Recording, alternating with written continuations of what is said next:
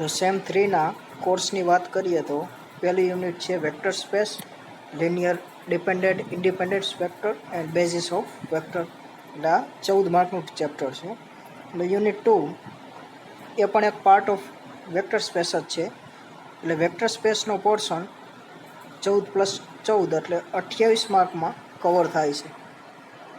એટલે 2 યુનિટ આવી જાય વેક્ટર સ્પેસમાં. એમાં સેકન્ડ યુનિટ છે basis of vector space, dimension of vector space. નવા કોર્સ પ્રમાણે વેક્ટર સ્પેસનો પોર્શન સેમેસ્ટર 4માં આવતો. એટલે તમારે જો બુક્સ લેવી હોય એકતા પ્રકાશન અથવા ભારત પ્રકાશનની, તો વેક્ટર સ્પેસનો પોર્શન તમને સેમેસ્ટર 4ની બુકમાં જોવા મળશે. જો ન્યૂ એડિશન ન આવ્યું હોય તો. એટલે સેમ 3 અને 4ની એકી સાથે બુક લઈ લેવાની. જો નવું એડિશન આવી ગયું તો એ સેમ 3માં સમાવેશ થઈ ગયો છે. એટલે સેમેસ્ટર 3 અને 4ની બંને સાથે રાખવાનું.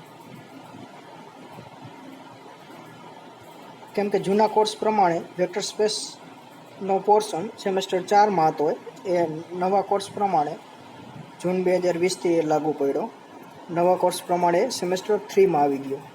એટલે ન્યૂ એડિશન હોય તો તમારે જોઈ લેવાનું કે વેક્ટર સ્પેસનો પોર્શન છે કે નહીં. ન હોય તો સેમેસ્ટર 4ની સાથે રાખવી. જેમાં પહેલાં 2 ચેપ્ટર 1 એન્ડ ચેપ્ટર 2 આપણે સેમેસ્ટર 3માં આવશે.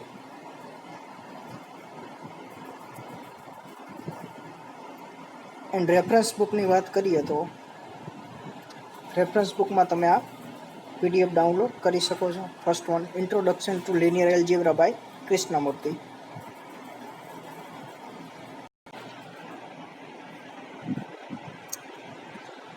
Our first unit is vector space. So introduction is this. We have already learned during HSC. એટલે 11-12માં તમારે વેક્ટર એન્ડ સ્કેલર વિશે આવી જ ગયું છે, જેનું ગુજરાતી થાય સદિશ અને અદિશ, જે તમે R2 અને R3માં ભણતા. Of vector space R2 and R3. In this chapter we will learn about vector space in detail. એટલે એના કરતાં જે 11-12માં ભણ્યા એના કરતાં થોડુંક વધારે આમાં આ ચેપ્ટરમાં ભણશું. અને આ ચેપ્ટરમાં વેક્ટર સ્પેસની definition, linearly dependent independent of vector and basis of vector એ સેકન્ડ ચેપ્ટરમાં ભણશું. તો ત્યાં સુધી આપણે ચેપ્ટર 1 એટલે ત્યાં સુધી માર્ક 14માં એટલો સમાવેશ થશે. So we know that element of vector space is called vector and similarly elements of set of real number are called scalar. એટલે વેક્ટર સ્પેસના એલિમેન્ટને કહેવાય વેક્ટર્સ એન્ડ આરના એલિમેન્ટને કહેવાય સ્કેલર, જેને આપણે આલ્ફા વડે દર્શાવીશું generally. Equality of vectors addition of vector and scalar multiplication are defined as. એટલે એના વેક્ટર્સનું કઈ રીતે એડિશન થાય, મલ્ટિપ્લિકેશન થાય, સ્કેલર મલ્ટિપ્લિકેશન, એન્ડ બે વેક્ટર ઇક્વલ છે એમ ક્યારે કહી શકી એ જોઈએ આ એક્ઝામ્પલમાં. So for example, suppose U bar and V bar belongs to R3. એટલે R3માં કેવા પ્રકારના એલિમેન્ટ હોય તો 3 ટપલ્સ, એટલે U1, U2, U3. Suppose U bar is equal two આ છે, કેમ કે R3માં કેવા એલિમેન્ટ હોય X, Y, Z પ્રકારના. સપોઝ U બારને લઈ U1, U2, U3 અને V બારને લઈ V1, V2, V3, કેમ કે R3ના એલિમેન્ટ છે. જો R2ના હોત તો આપણે લેત U1, U2 and V1, V2. And scalar multiplication જોઈ છે એટલે સ્કેલરની જરૂર પડે, તો scalar alpha belongs to R લઈ તો બંને વેક્ટર, એટલે આ બંને વેક્ટર લીધા U બાર, V બાર એ ઇક્વલ છે એમ ક્યારે કહેવાય તો U bar, U bar is equal two V bar if and only if બધા each coordinate are equal, then we call the vector are equal. મતલબ U1 is equal to V1, U2 is equal to V2 and U3 is equal to V3 હોય તો બંને vector equal કહેવાય, અને બંને vector equal હોય તો બધાય ટપલ મીન્સ અહીંયા ટપલ, પહેલો ટપલ u1, second one is u2 and u3, third one is v બારમાં પહેલો ટપલ v1, second is v2 and third one is v3, એને આપણે ટપલ કહીશું. તો આ વેક્ટરમાં પહેલો ટપલ છે u1 અને આ વેક્ટરમાં પહેલો ટપલ છે v1. તો u1 is equal two v1, એટલે ફર્સ્ટ વન ટપલ પહેલા ટપલ, u2 is equal two v2 and u3 is equal two v3. તો આ ત્રણેય સેમ હોય તો બંને વેક્ટર્સ ઇક્વલ કહીશું, અને બંને વેક્ટર ઇક્વલ હોય તો આ ત્રણેય સેમ હોય, એટલે ઇક્વાલિટી ખબર પડી ગઈ. હવે એડિશન કઈ રીતે થાય બંને વેક્ટરનું, તો ટર્મ બાય ટર્મ એડિશન થશે. ટર્મ બાય ટર્મ મતલબ પહેલો ટપલમાં u1 પ્લસ v1, એટલે u બાર પ્લસ v બાર એડિશન કઈ રીતે થાય, તો u1 plus v1 comma u2 plus v2 comma u3 plus v3. આને કહેવાય ટર્મ બાય ટર્મ એડિશન. એટલે પહેલી ટર્મ લ્યો, સેકન્ડ ટર્મ લ્યો, થર્ડ ટર્મ લ્યો, કેમાં આમાં, તો એને કહેવાય ટર્મ બાય ટર્મ એડિશન. એટલે term by term addition word આવે એટલે સમજવાનું, પહેલી ટર્મનું એડિશન, સેકન્ડ ટર્મનું એડિશન એન્ડ થર્ડ ટર્મનું એડિશન. નાવ સ્કેલર મલ્ટિપ્લિકેશન, એટલે alpha u bar is equal to શું લીધું, u1, u2 એન્ડ u3. તો આલ્ફા ત્રણેયને મલ્ટીપ્લાય થાય, આને કહેવાય સ્કેલર મલ્ટિપ્લિકેશન. તો alpha u bar is equal to શું લખાય, આલ્ફા u1 ત્રણેયમાં મલ્ટીપ્લાય થાય એટલે alpha u1, alpha u2 and alpha u3. Now first definition is binary operation. Binary operation એટલે સિમ્પલ એ ફંક્શન જ છે for a cross a to a, એને જ કહેવાય બાઇનરી ઓપરેશન.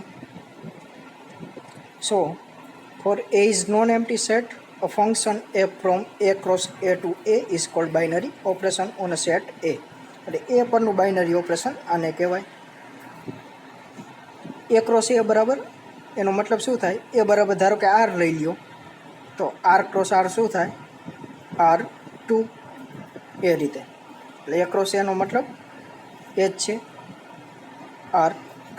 અથવા નેચરલ નંબર લઈ લો, a બરાબર n ક્રોસ n એટલે n2, જેમાં કેવા પ્રકારના એલિમેન્ટ હોય, x, y પ્રકારના. એટલે એમાં ધારો કે x મેમ્બર હોય અને y ધારો કે y પણ એનો એલિમેન્ટ હોય, તો a ક્રોસ એમાં કેવા પ્રકારના એલિમેન્ટ હોય, x, y પ્રકારના. તો x belongs to x, y belongs to a cross a if a belongs to n, y belongs to a. તો a ક્રોસ એનો મતલબ સમજાઈ ગયો. સો બાઇનરી ઓપરેશનનું એક્ઝામ્પલ જોઈ તો a બરાબર નેચરલ નંબર n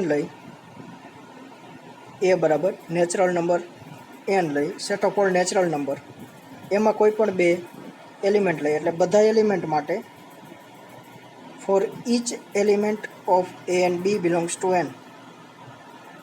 એટલે નેચરલ નંબરના બધા એલિમેન્ટ માટે, નેચરલ નંબરમાં કેવા એલિમેન્ટ હોય, 1 થી સ્ટાર્ટ થાય, 1, 2, 3, 4 એન્ડ સો ઓન. એટલે આ બધા એલિમેન્ટ માટે જો કોઈ પણ બે એલિમેન્ટનો સરવાળો નેચરલ નંબરમાં આવે તો કહેવાય એ binary operation on n with respect to addition. એટલે જો સરવાળો નેચરલ નંબરમાં આવતો હોય તો એને કહેવાય addition is binary operation on defined on set n. ફરીથી રિપીટ કરું છું, નેચરલ નંબરમાં કેવા એલિમેન્ટ હોય, 1, 2, 3, 4 એન્ડ સો ઓન. કોઈ પણ બે એલિમેન્ટ લ્યો, ધારો કે 1 અને 3 લઉં છું, તો 1 + 3 4, એ પણ નેચરલ નંબરમાં આવે. ધારો કે 2 અને અહીંયા કોઈ 10 લઉં તો 2 + 10 = 12, એ પણ નેચરલ નંબરમાં આવે. તો કોઈ પણ બે એલિમેન્ટ લ્યો એનો સરવાળો જો નેચરલ નંબરમાં આવતો હોય તો એડિશનને કહેવાય binary operation define on set n. અહીંયા એ નહીં આવે કેમ કે n ઉપર આપણે ડિફાઇન કર્યું છે. તો એ n આવશે. સિમિલરલી નેચરલ નંબરમાં કોઈ પણ બે એલિમેન્ટ લઈ 1 2 3 અપ ટુ n સો 1. ધારો કે એક એલિમેન્ટ 3 લઉં છું અને બાઇનરી ઓપરેશન ઓન નેગેટિવમાં માઇનસ સાઇનમાં ડિફાઇન છે કે નહીં એ ચેક કરી છે. એક એલિમેન્ટ હું 3 લઉં માઇનસ બાઇનરી ઓપરેશન છે કે નહીં એ ચેક કરી છે અને બીજો એલિમેન્ટ 1 લઉં તો સોરી ઉલટું લખવું જોઈશે કેમ કે આપણે નથી એવું બતાવવું છે. ધારો કે એક એલિમેન્ટ 1 લઉં અને બીજો એલિમેન્ટ 3 લઉં તો 1 - 3 ઇઝ -2 જે નેચરલ નંબરમાં આવતું નથી. તો નેગેટિવ એટલે subtraction is not a binary operation on set n. પરંતુ એની જગ્યાએ હું z લઉં સેટ ઓફ ઓલ ઇન્ટીજર્સ જેમાં કેવા એલિમેન્ટ હોય 0 1 2 અપ ટુ અને નેગેટિવ પણ હોય -1 -2 એન્ડ સો ઓન. એમાંથી કોઈ પણ બે એલિમેન્ટ ઉપાડું તો એ એની અંદર જ આવશે કેમ કે a - b belongs two z જ આવશે. કોઈ પણ એલિમેન્ટ બે ઉપાડવું આ બધા એલિમેન્ટ માટે થવું જોઈએ a b belongs two z. તો minus is binary operation with respect two set of all integer z on a set z એ થાય પરંતુ નેચરલ નંબર n માટે થતું નથી.